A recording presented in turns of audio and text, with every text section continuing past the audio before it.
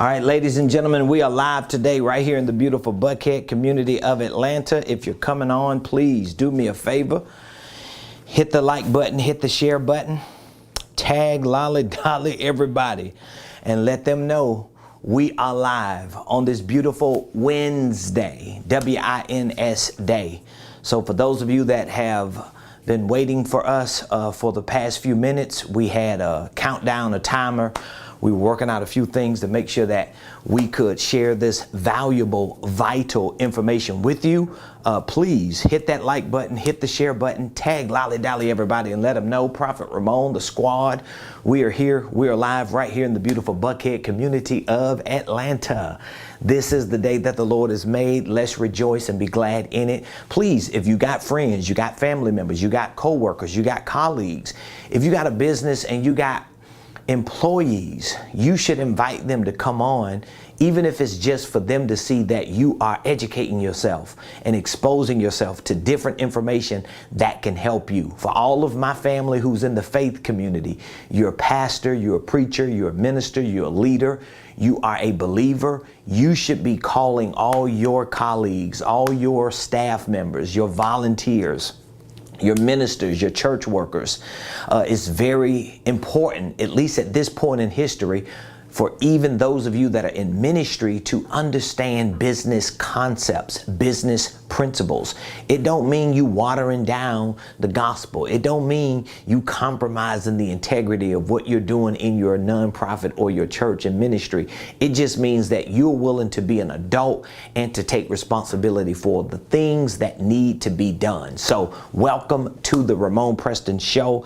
I'm your host, Ramonepreston, every Monday through Friday, 12 o'clock noon Eastern Standard Time, or maybe a little bit later, depending on what I got going on. Like today, we show up here on the show to really share information with you that's an extension of what my life is about, what my company is about, and what our products and services are about. We are a business consulting company. We are a business coaching company. We provide coaching, consulting, not just for business, but even for finances. We help individuals. We help entrepreneurs, small business owners, ministers. We help executives, even people who don't even have a job or a business, but just looking for what the next best thing is. We specialize in helping people start, structure, and at some point scale their businesses, their ministries, their income streams, and wealth building dreams. So that's all of what we do here. We help people start, structure, and scale their businesses, ministries, income streams, and wealth building dreams. Now, how do we do that? We do that through our consulting services. We do that through our coaching programs. We do that through our training programs. So we have consulting services. We have a consulting program called the Business Incubator, where we work with you to build your business out. We don't just give you information and send you on your way. In our Business Incubator, we actually work with you. We have a coaching program called the Millionaire Mentorship Program. It's a one-year program where we help set a foundation for you. We put a blueprint together for you. We put a game plan together for you. We coach you with one-on-one coaching sessions, weekly coaching calls, quarterly masterminds, workshops, and we also give you access to other benefits of that program, like our Millionaire Concierge, where you could call in, you can text and email, somebody's always available for you. We provide you with opportunities to come to our headquarters and just see how we run our organization. We have an online business and financial training program called the Millionaire Blueprint. So it's the online version of what I do as a business and financial coach and consultant. So everything that I share with you on this show is really a direct reflection and extension of what I do in my personal life and what we do in our company. So today, I really wanted to take some time to talk to you about something I've really been talking to a lot of my clients on, and that is our SMS matrix. So I have this diagram up here today just to give you a visual idea of what our SMS matrix is. Some of you may be familiar with it, and maybe you're not familiar with it. If you're not familiar with it, let me just say our SMS matrix is actually a diagram that we use to explain. I'm trying to blow it up a little bit if it's going to let me blow it up. Are you going to let me blow you up? Come on. There it goes. So our SMS matrix is a diagram that we use to help explain our way of using the holding company concept to properly position you in the marketplace so that you can increase your sales, okay? So when you hear me talking about the SMS matrix, or when you hear me talking about the holding company concept, what I'm saying to you is, even if you understand the legal side of having a holding company, there's a concept side, there's a principle side, there's a way to use a holding company in order to not just like layer and protect your assets, but there's a concept side or a principle side of the holding company that can give you an advantage in the marketplace. So there's a certain way you use the holding company to not only position yourself properly in the marketplace, but you're also able to use the holding company to generate more sales. And we explain this to our clients as consultants, to our mentees in our coaching program, and even to our students who are online training with us. We explain this holding company concept through the SMS matrix. So if you're taking notes, I really want you to focus in on this. And don't worry, if you hear something and you're like, oh wow, I never knew that, or it's something interesting, I want to know more about that, don't worry. We have all of this information in our Millionaire Blueprint, our online program. We have it in our Millionaire Mentorship program. So if you are a mentee, if you are part of our coaching program for 1 year, I'm going to talk to you about this in your initial coaching session. We're going to be talking about it in our weekly coaching calls. We talk about it in our workshops, our masterminds. So you're going to familiarize yourself with it. You're going to be using this concept with your business at some point. If you're in our incubator, not only do you get this information, but we actually help build that infrastructure out for you. And of course, if you're a licensee, because we do have a licensing program, if you're a licensee, you can use this. You have a legal license to use this intellectual property and these proprietary processes that we use. So enough of the jibber jabber. Let's get to the meat. What is the SMS matrix? Okay, the SMS matrix, again, is what we use to help explain or describe how to use the holding company to position yourself in the market in order to increase your sales. That's what the SMS matrix is about. Now, the SMS is short for structure. If you can see it, it's short for structure, it's short for marketing, and it's short for sales. So SMS is structure, marketing, sales. Structure, marketing, sales. Now, why are those three that important for you to create a whole diagram around them? Because all of the other things that you do in your business are going to be byproducts of how you structure your business, how you market your business, and how you sell products and services through your business, period. So yes, financial systems are important. QuickBooks, making sure that you can balance your profit and loss, and you can implement certain creative tax strategies. Yes, operations and administration and logistics and back office IT, all those things are very, very important. Even customer service and customer retention, all those systems and processes are important. But guess what?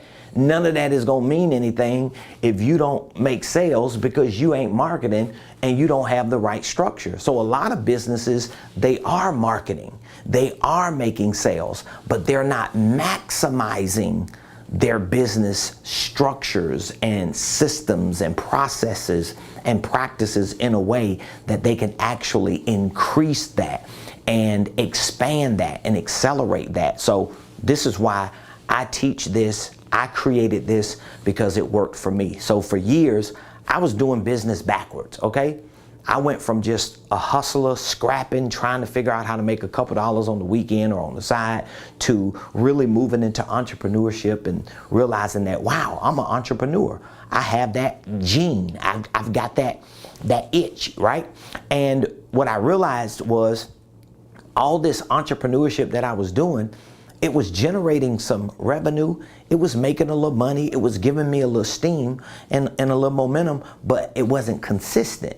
It wasn't sustainable. So I'll be up 3 months, down 4 months, up 5 months, down 6 months. So it was just up and down, up and down, up and down, until I realized that, wow, in order for me to really have a successful, sustainable business, guess what I have to become?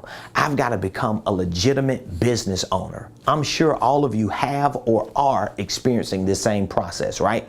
So I realized I had to become a legitimate business owner. So once I started my journey to figure out how to become a legitimate business owner, I realized that, just starting a LLC, getting my EIN number, getting my articles of organization with the Secretary of State, opening up a bank account, getting a Duns and Bradstreet number, getting a couple Credit One or Capital One or First Premier credit cards for my business, and maybe a Home Depot card or a Lowe's card and some type of merchant account. I realized that none of those things really helped me create a sustainable, successful business. And so that's when I started my journey studying wealthy people, and more importantly, not just wealthy people, but the biggest, wealthiest organizations in the world. I'm talking about the J.C. Penney's of the world, the J.P. Morgans, the Bank of Americas, the Standard Oil companies. I'm talking about Merrill Lynch, and I'm talking about Charles Schwab. I'm talking about BlackRock. I'm talking about some of the big private equity groups. And I realized even Walton Enterprises and Walmart and some of the Amazons of the world and Berkshire Hathaway, what I realized was they used certain concepts to build businesses. And because they used concepts to build these businesses, they had certain protection, of course, but they also had certain advantages that gave them more attention in the marketplace, gave them more bandwidth, and ultimately afforded them the opportunities to make more sales. Now, of course, we're not those type of businesses, right? We're just everyday people, maybe working a job, trying to pivot out of that job and look for opportunity. Maybe we just got this itch to do a business. Maybe we got this idea. Maybe we good at a couple things, and all we trying to do is just figure out, how can I bring all this stuff together to make some extra money, to have something for me and my family. I'm telling you, that's something you want to do. You want to be successful in business. You want to have a sustainable business, but how you structure it is going to have everything to do with how you sustain it and how you succeed in it. I think we can all agree on that, right? So I put together this matrix to explain it, because in order for your business to really succeed, it's got to have all three of these elements. It's got to have the element of marketing. It's got to have the element of sales built into, literally built into the structure. So marketing and sales has to be built into the structure. So if you see all these moving parts, this is kind of like a matrix. I'll explain some of it. I don't know if I'm gonna have time to explain everything today, but I'm explaining as much as I can. But this is kind of like a matrix. From a business operational perspective, this is not just like a confused matrix. It's actually set up as a sales and marketing funnel and a pipeline. So when you start a business, how you structure that business when you start it, you should already have the marketing and sales built into it. So instead of you having a business and then within your business you build some sales funnel or some marketing funnel or some sales and marketing funnel or pipeline, your business, your entire organization, your entire enterprise, should be that of a marketing and sales funnel and pipeline, so that everything that takes place in your business is actually creating activity to bring people into the ecosystem of your organizational enterprise. So just that alone changes the dynamics of how you do business. So again, we have structure, we got marketing, and then we got sales. Now let's look at structure, because when we say structure, we're talking about how you structure your business. How you structure your business. Well, the first part of structuring your business, we should all know, is about how you start and structure your holding company, because no matter what type of business you have, no matter what type of industry you in, whether you're the plumber, whether you're the banker, whether you're the real estate person, whether you're the detailer, whether you the contractor, whether you're the digital marketer, the graphic designer, whatever the business is that you're in, the operating business that you want to start and the product and service you want to sell, I'm going to always recommend that whatever that business is, don't make that business your mountaintop business. Don't make it your mountaintop business, because if at any point you get bored or you get tired of doing that, or you might just be doing it just to make some money because you know you're good at it, now you're limited because you've hit a ceiling, because your mountaintop business is a business that you probably don't even want to do for the next 10 years. Now you got to come back around in the market. Now you got to explain to everybody why you ain't doing that business no more. Now you have to create a new message, a new brand, all of this all over again, when if you would have made sure that your mountaintop company, if you would have made sure that your mountaintop company was actually a holding company, now if your mountaintop company was a holding company, you don't have to move the top of the mountain every time one of your other businesses fails or your ideas don't work. You don't have to change the name. You don't have to repurpose your whole organization, because you're on top of that mountaintop business, and that mountaintop business or company should be your holding company. So we want to make sure that when we start our organization, because that's what we're starting, even though you have an operating business you want to start, even if you don't do anything with the holding company, I'm still going to tell you to start LLC number 1 as a holding company, just so that if at any point anything you do under this company changes, which is a reflection or representation of anything in this ecosystem, if a product you sell, you're no longer selling no more. If a service you provide, you don't provide no more. Anything you're doing under here, all that can change, but this doesn't change, because we got to keep you right here at the top of the mountain.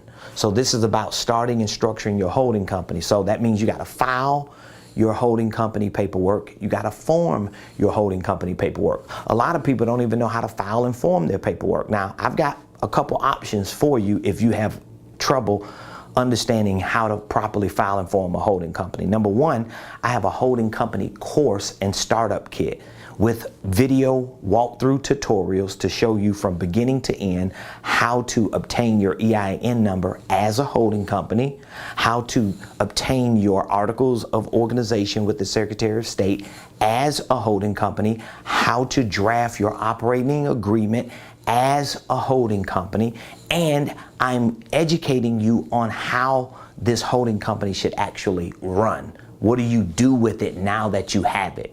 Because otherwise all you have is just a glorified LLC with holdings behind your name, or with enterprises behind your name, but you don't really know what to do with it because you don't understand the concept. So this is about starting and structuring it, filing and forming the paperwork correctly. Now, another thing you have to take into consideration when you're filing and forming your paperwork, especially if you want your holding company to be the mountaintop company that never changes and never moves, you've got to make sure that you file it and form it, or you set it up as a legacy company.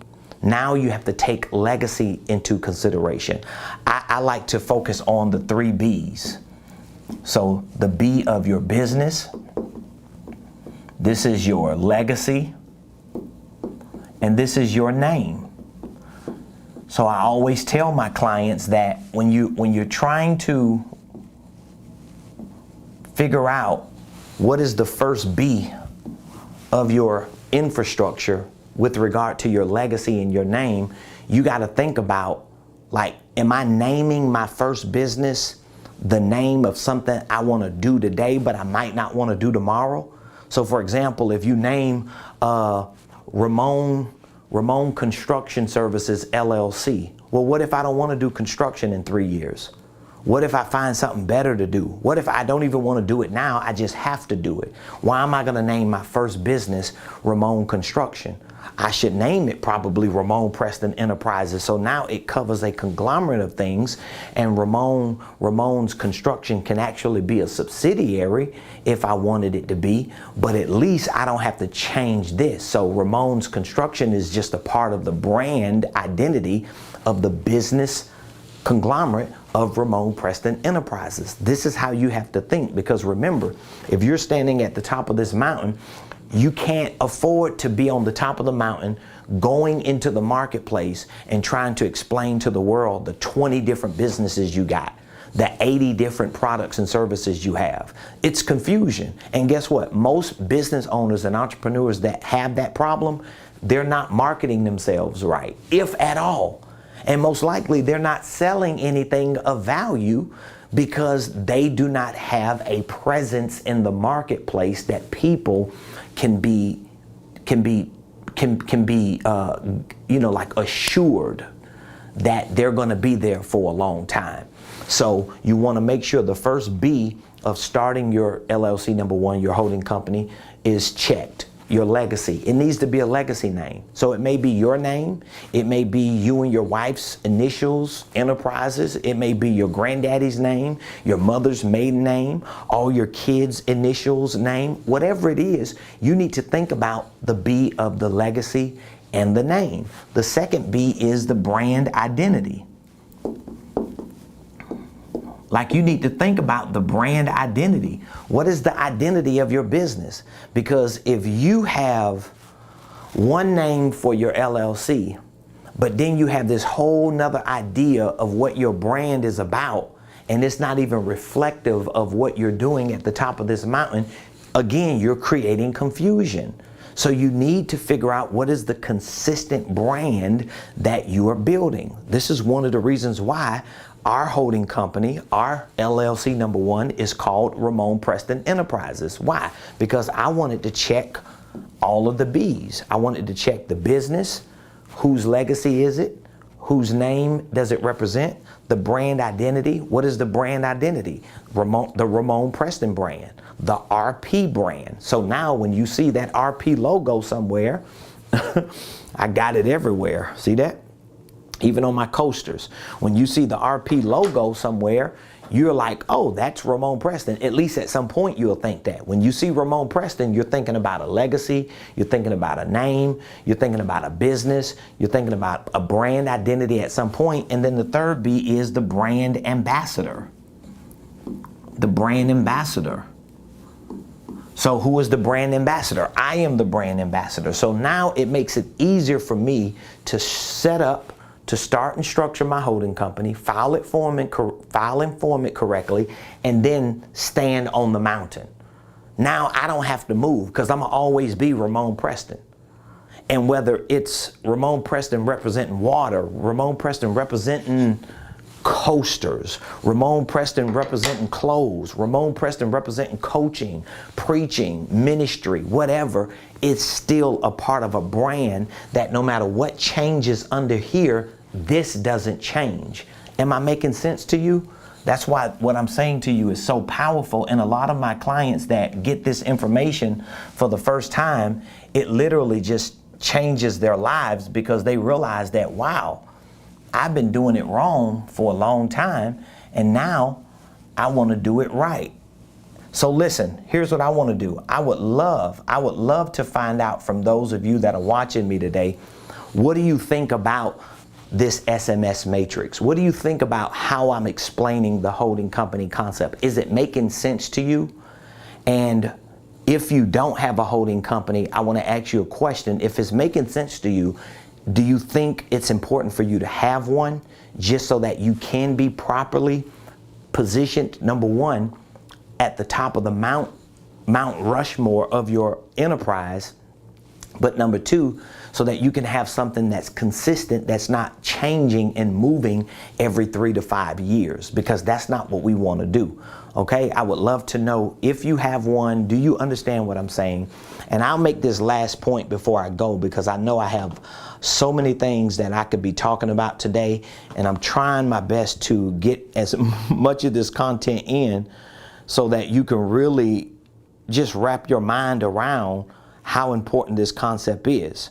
Because when I'm teaching this concept to my students and to my clients, it's like an eye opener for them, because they start realizing that, wow, I've been missing it.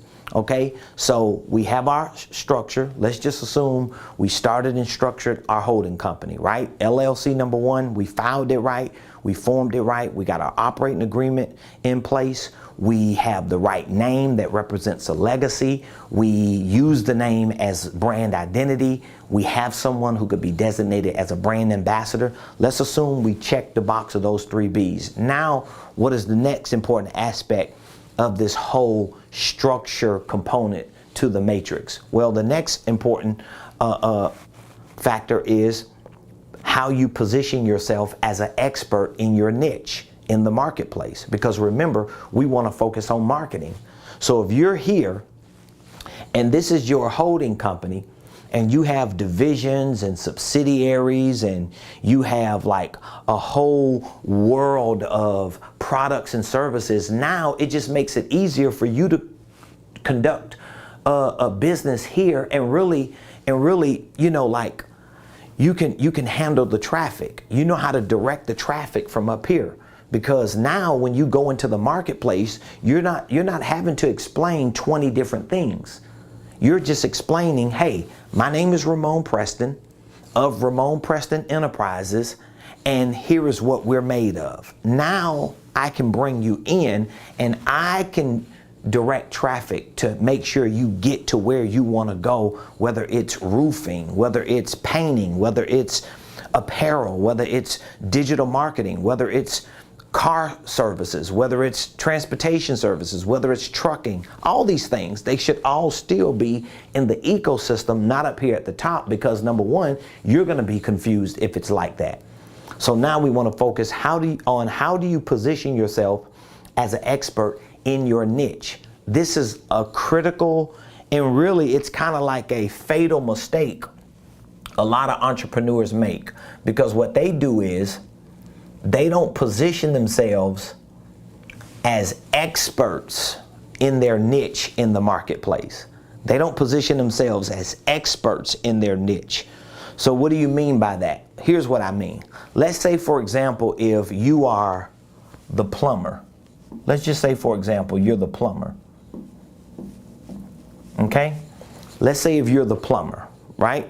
You're Joe the plumber, you're Jane the plumber. So what do? You provide plumbing services, correct? You know how to fix toilets, you know how to fix faucets, you know how to stop leaking sinks, you know how to put in new pipes. You're the plumber. Well, guess what? If you position yourself in the marketplace as a plumber, and if your main business is just a plumbing business, but you want to grow, you want to expand, you want to be the next best thing since sliced bread when it comes to plumbing, properly positioning yourself in the market as an expert is going to elevate your business, your sales, and your value, because you're not going to position yourself just as Joe or Jan the plumber. If you take what I'm saying to you and you create some type of conglomerate like a holding company, and now you use your holding company to stand on, even if your plumbing company is in the ecosystem. Up here, that's not how you're positioning yourself in the market. You're going to position yourself up here as Joe or Jan the plumbing expert. But you're the plumbing expert not just to provide plumbing services, but you're the plumbing expert to provide information to people about plumbing, to provide consulting to people about plumbing, to be a go-to directory and a liaison for people who just need to know the right things to do when it comes to plumbing. So now, if I am introduced to Joe or Jan, the plumbing expert, who gives me a lot of valuable, vital information about plumbing, about pipes, about toilets, about who to hire, who not to hire, about invoices and estimates and all these things, and also about things that are connected to plumbing. Now you gotta paint, now you gotta do drywall, all these things you have to consider when plumbing issues come up. Now, even if Joe or Jan, the plumbing expert, even if they don't mention that they have a plumbing service, the fact that they have given me more value as a consumer, I may ask them, or they may say, hey, by the way, the thing that I just gave you all this information on, I happen to own a plumbing company. It's one of the divisions within my organization. And I'll be more than happy to send someone out to give you an estimate, but here is how that estimate should be, because you gave them information. See, the fact that you position yourself as an expert in your niche from the mountaintop, you get what I'm saying? Like, you came all the way to the mountaintop and you positioned yourself as an expert. The fact that you did that, it gave you more value in the marketplace because you understood being Joe the plumber was no different than everybody else. But when you can come into the marketplace and show the marketplace that I'm not just the plumber, I'm not just the digital marketer, I'm not just the designer, I'm not just the contractor or the car washer or whatever I am, the house cleaner, I'm an expert in my field, and I have a company or organizational conglomerate that's built in a way that gives me the leverage. Come on, get right. That gives me the leverage. I just lost that. That gives me the leverage to not only be the expert, but also have divisions and subsidiaries that can enhance what I do or complement what I do. So what I'm sharing with you is very vital. I hope just a few points that I made based on the SMS matrix made sense. There are other points that I'm gonna have to share with you probably tomorrow and for the next few days, but at least you've gotten an opportunity to wrap your mind around how important structuring your business as a holding company, positioning yourself as an expert is, even if it's just to increase the value of the real products and services that you're providing, because now you're separating yourself from just being the service provider or the product seller. You're separating yourself from that to the expert in that particular field. So if you want access to our holding company course and startup kit and all of this information I'm sharing with you, we have the course, we have the startup kit, we also have an entire Millionaire Blueprint with all of the courses in it. I would love to give you access to it, but first I would just need to know, what exactly do you need? What type of information do you need? Do you have a LLC already? Do you just need to switch your LLC up and move things around? Or do you need to start a new holding company and transfer the ownership of your current LLC to your new one? I don't know what it is that you're doing or what you anticipate to do, but I want you to reach out to me. I'll be more than happy to take a few minutes to share my expertise with you and to show you how to actually do it the right way. Because I'm telling you, especially when we're in times like these, a recession, the market is volatile, things are looking crazy, people are becoming fearful and uncertain, how you go into the marketplace as an entrepreneur is going to have a lot to do with how valuable you become and what demand that the market gives for what it is that you provide. So if you want more information, all you have to do is text the word millionaire Just text the word millionaire to 404-478-7213. 404-478-7213. Again, we have a holding company course and startup kit that we could give you access to. All this information that I'm talking about, you get it all in there. And we have many more programs. We have programs for financial literacy, for real estate investing, for creative tax strategies. We have programs for business coaching and consulting. So we're not limited in what we could provide for you. But if you're just focusing on your holding company, your operating entities, and making sure that you do it right, we've got a course and a startup kit for you, and we actually do the paperwork for you. We provide the service. If you need someone to file and form your holding company paperwork or your operating LLC paperwork, we could do that for you as well. We have somebody on YouTube, Forever Yours. They said, "We have not forgotten about you and your amazing services. We are still building our church organization, so it has taken a while, but you are not being overlooked." Elder William Allen Metropolitan. Shout out to you, Elder William. Appreciate you. James, blessings to you, my brother. Appreciate you. Ricky, thank you. Appreciate you. Listen, ladies and gentlemen, I hope you've enjoyed today's show. I've got to go get back to work. You know, I stop every day in the middle of the day to come on here live and to share information with you for free. But if there's anything that you need access to, any information, you need to get this information. You need to be putting this stuff together now so that when things start changing and turning, you're already positioned to capitalize on the opportunities because you did the right thing the first time. So reach out to me, text millionaire to 404-478-7213. Appreciate you, love you. I'll see you tomorrow right here on the